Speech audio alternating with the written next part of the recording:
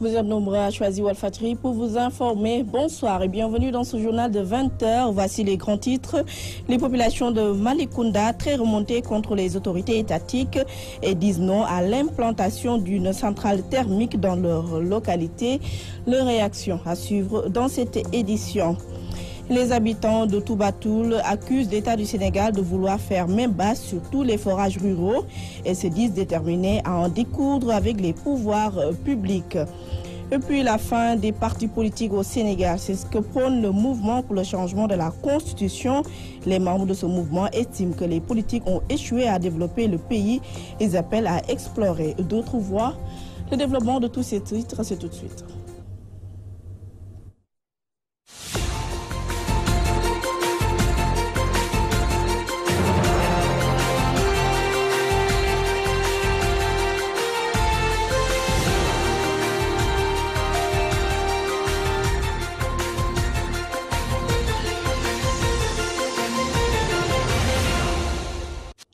Implantation d'une centrale thermique à Malicounda, les populations sur le pied de guerre disent niet à cette unité industrielle et promettent de faire face au forcing que tenteraient les autorités. Advienne que pourra, avertissent-elles. Reportage signé Tchernodaf.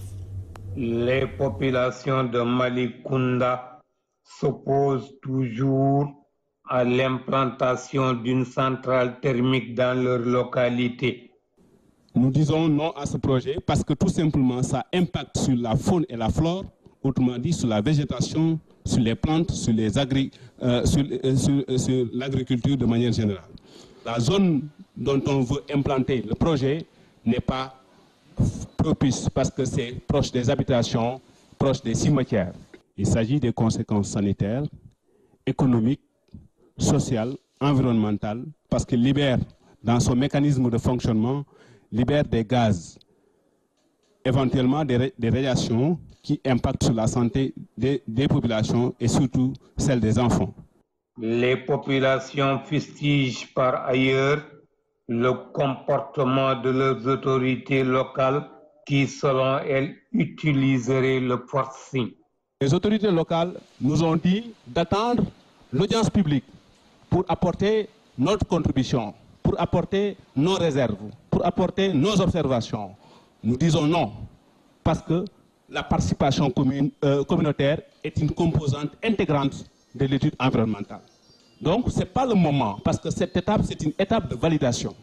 Pour éviter toutes sortes de confrontations, les locaux déclarent avoir écrit aux autorités compétentes pour une délocalisation de la centrale thermique.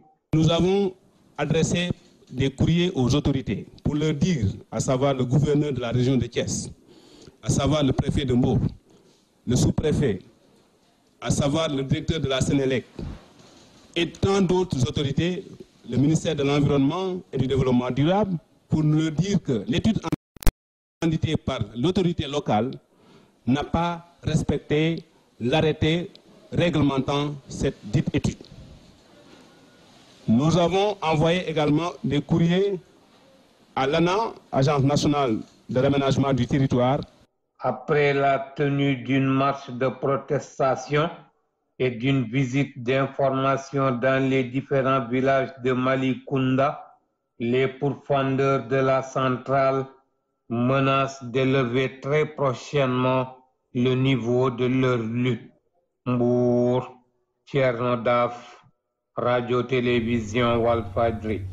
L'État du Sénégal veut faire main basse sur tous les forages ruraux sans se soucier de la souffrance des populations. Cette accusation vient de Maud Diouf. Ce dernier se définit comme le défenseur des intérêts des populations de Toubatoul. Selon lui, le gouvernement de Macky Sall se déguise en opérateur déguisé pour appauvrir le monde rural. Le voici interrogé par Ibrahima Ndiaye. Il s'agit pour l'État de mettre la main sur l'immense patrimoine de plus de 1500 forages, de plus de 2000 pompes manuelles, de plus de 30 000 km de réseau de conduite. Et cette immensité, en termes d'infrastructures hydrauliques, aiguise des appétits de possession démesurée de la part de l'État. Ainsi, nous sommes en droit de poser un certain nombre de questions. Qu'est-ce qui explique cette boulimie de l'État? Ne devrait-il pas se limiter à son rôle d'organisateur plutôt que d'en être un opérateur déguisé? Ne devrait-il pas accompagner les ASUFOR de façon institutionnelle en lieu et place de nous imposer l'OFOR? C'est la raison pour laquelle nous nous sommes levés aujourd'hui comme un seul homme pour dire non à l'effort. Les populations sont mûres et assez responsables pour se gérer. Parce que là, avec l'OFOR, l'eau déjà chère en milieu rural, plus qu'en zone urbaine, le sera davantage. C'est la raison pour laquelle nous attirons l'attention des pouvoirs publics sur véritablement le vœu, le souhait et l'exigence des populations. Nous demandons à l'État, au lieu de nous imposer l'effort, d'accompagner les ASUFOR sur place de façon institutionnelle. Donc, ce qui nous révolte et nous perturbe, c'est le fait de vouloir confiner nos ASUFOR à de simples organisations consuméristes, ce que nous n'accepterons pas.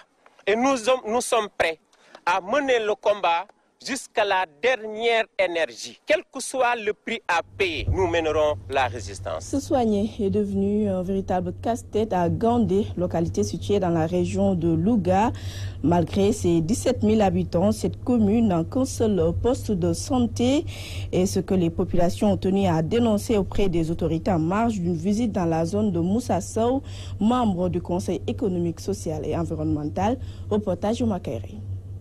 Peuplée de 17 000 habitants, la commune de Gandé n'a pourtant qu'un seul poste de santé. Situation que déplorent les populations de Galagal qui recevaient Moussa Sow, conseiller économique, social et environnemental. Cette rencontre a été également une occasion pour revenir sur d'autres urgences dans cette contrée.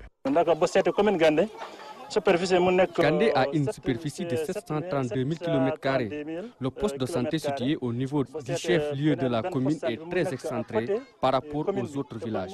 Certains parcourent 5 km pour accéder à cette structure sanitaire. C'est pourquoi nous sollicitons l'érection d'un nouveau poste de santé dans cette commune afin de permettre à toutes les populations d'accéder aux soins. L'accès à l'eau constitue également une préoccupation dans cette zone, même s'il y a quelques avancées. Sadibou Dialawa Sow, porte-parole du Khalif de Loboudou, qui prenait part à cette rencontre, invite l'État à venir en aide ces hommes et femmes. 17 000 habitants, ben poste de santé, saturé na lol, ndox bi branchement du socio yi amna fumu agul, nit ñangi 17 000 habitants. Santé, c'est vraiment compliqué. Les gens continuent de boire de l'eau de lac parce que les branchements sociaux font défaut dans certaines localités de la commune. Nous invitons le président Macky Sall à réagir pour que ces problèmes trouvent solution pour de bon. Parce que nak dafa doy war 17 habitants, 17 000 personnes, ben poste de santé, ken mënul faju, amuñu ambulance, lolu dafa xaw doy war. Venu s'enquérir des préoccupations de ces populations, Moussa Sow promet de porter ses doléances au sommet.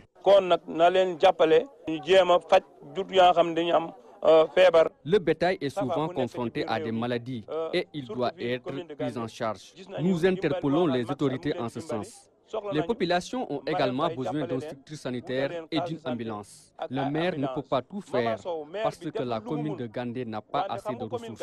C'est pourquoi nous invitons le président Macky Sall à soutenir davantage ces populations qui ont perdu récemment beaucoup de leurs bêtes.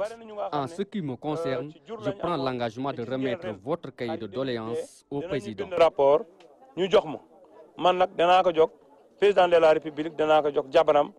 Galagal est situé dans la commune de Gandé, dans le département de Louga. Les populations vivent généralement de l'élevage.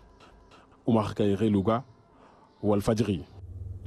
Organisation dans les meilleurs délais de l'élection du collège des délégués de l'usine Sebo. Telle est l'exigence de l'organisation des travailleurs du Sénégal. La structure syndicale dénonce la précarité dans laquelle évoluent les travailleurs journaliers, tout comme elle demande la révision du code électoral. Voici Momodou Goudiaby, secrétaire général de l'Organisation générale des travailleurs du Sénégal. Il s'est entretenu avec Théodore Semedo. Le directeur de SEBO semble nous avoir entendus parce qu'il a affiché pour l'organisation des élections de délégués du personnel à SEBO. Ce qui est un droit élémentaire. Aujourd'hui, il dit qu'il a laissé tout, on a affiché pour appeler à une concertation avec les travailleurs pour pouvoir programmer les élections de délégués du personnel. Soit, lui, c'est ce qu'il a dit, mais depuis quelques années, il a un conseiller, son conseiller en la matière. Nous pensons qu'ils ne vont pas reconduire le scénario d'il y a quelques mois, où ils avaient affiché la date d'élection. Ensuite, il n'y a pas eu de suite. C'est des tergiversations et du dilatoire. C'est pour que cette représentation, les délégués du personnel, puissent poser concrètement les problèmes des travailleurs à l'employeur. Aujourd'hui, on peut parler sur plusieurs flancs. Il est bien que de temps à autre, lui, se permette d'augmenter les salaires. C'est salutaire. Mais a-t-on atteint le niveau réel de motivation des travailleurs par rapport au travail qui a été fait? Vous voyez le problème de logement au Sénégal. Lorsque le gouvernement, dans ses politiques publiques, prévoit un Sénégalais, un toit, est-ce que ces travailleurs de SEBO n'ont pas le droit de s'asseoir avec leur employeur? Il y a des journaliers qui ont fait des dizaines d'années. On ne peut pas être journalier pendant toute sa carrière. Quand cette convention est née, il y a des gens ici qui n'étaient pas nés, ces travailleurs-là qui n'étaient pas nés. C'est pas normal. Il faut avancer en même temps que les changements des normes sociales au niveau de la société et au niveau du Sénégal. Interdire aux partis politiques de prendre part aux élections, tel est l'objectif du mouvement pour le changement de la Constitution.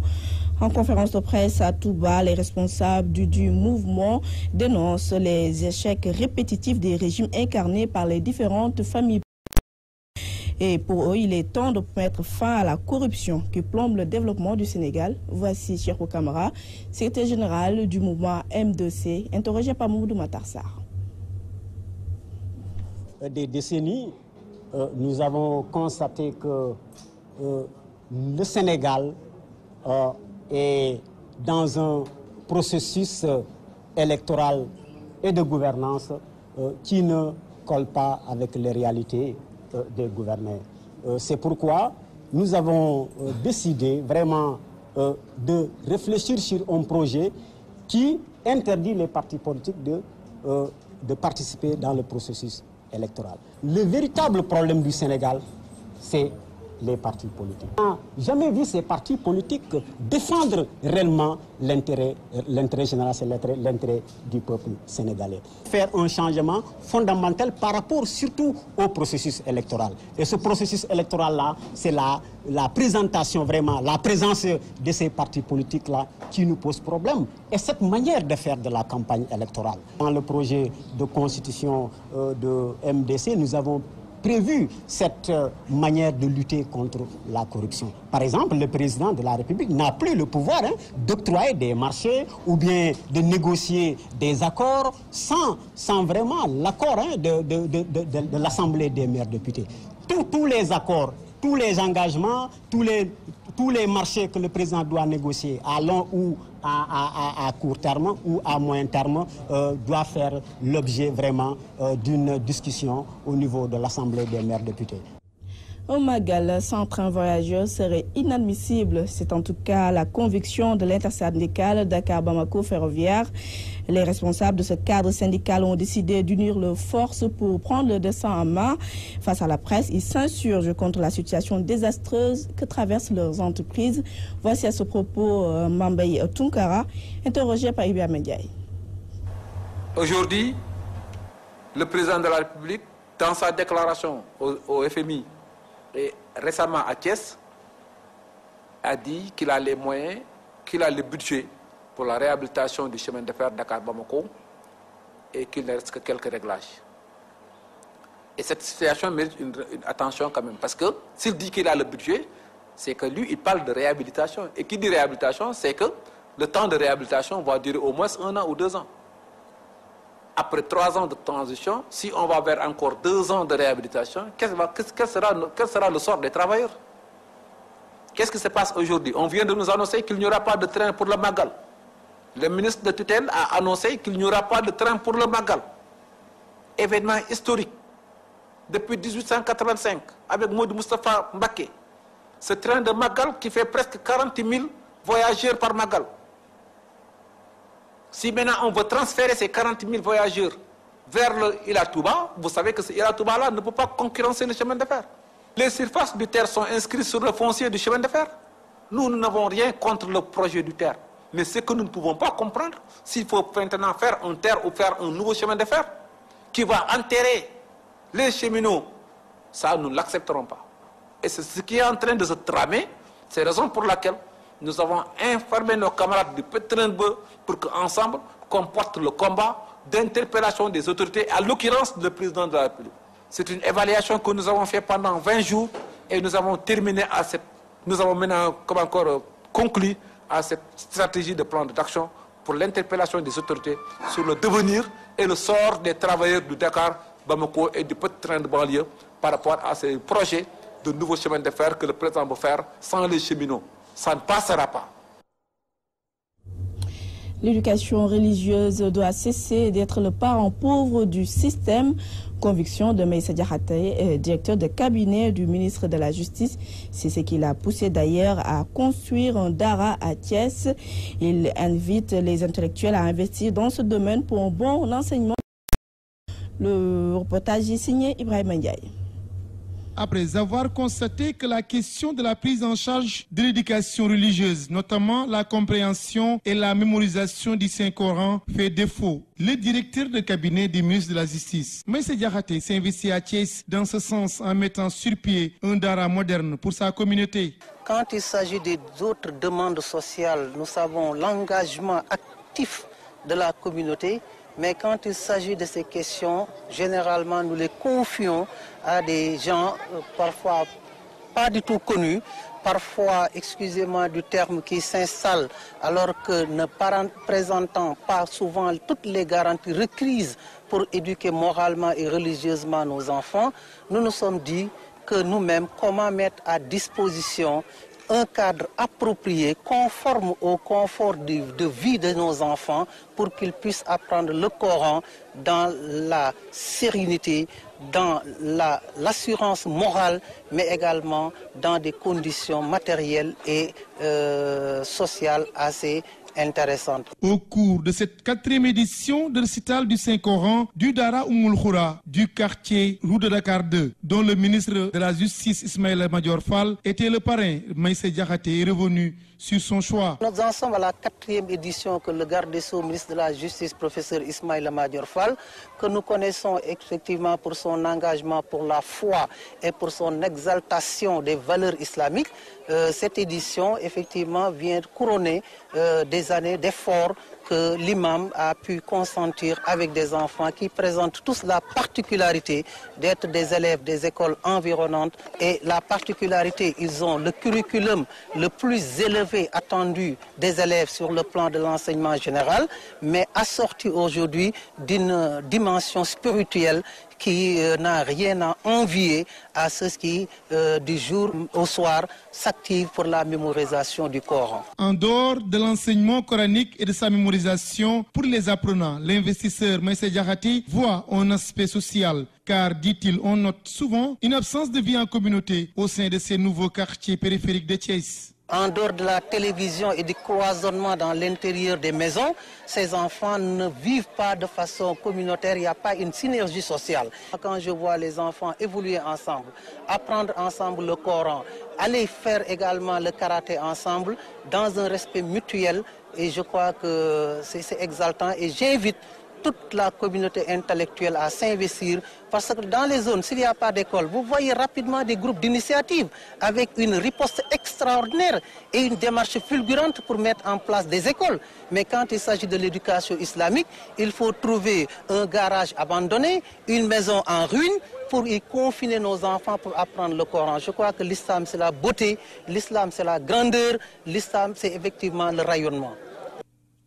Thiès, Walfadjri Radio TV, Ibrahim Ndiaye. Et puis en bref, le Sud toujours sur le pied de guerre. Le syndicat de la justice décrète une autre grève de 72 heures à compter de ce lundi 15 octobre. Les travailleurs déterminés à mener le combat contre les autorités exigent le versement de leur dû estimé à 5,5 milliards francs CFA. Une autre grève, cette fois-ci celle des structures sanitaires. Andeguessam également entame son 13e plan d'action. Maladiatiam et compagnie ont décrété 112 heures de grève renouvelable à compter de ce lundi 15 octobre, mais assure que les urgences seront respectées et continuent de réclamer le respect des accords signés. Et c'est la fin de ce journal de 20h que j'ai eu le plaisir de vous présenter. Merci de nous avoir suivis. Restez fidèles au programme de Walf TV. Au revoir, bonne soirée et bon début de semaine.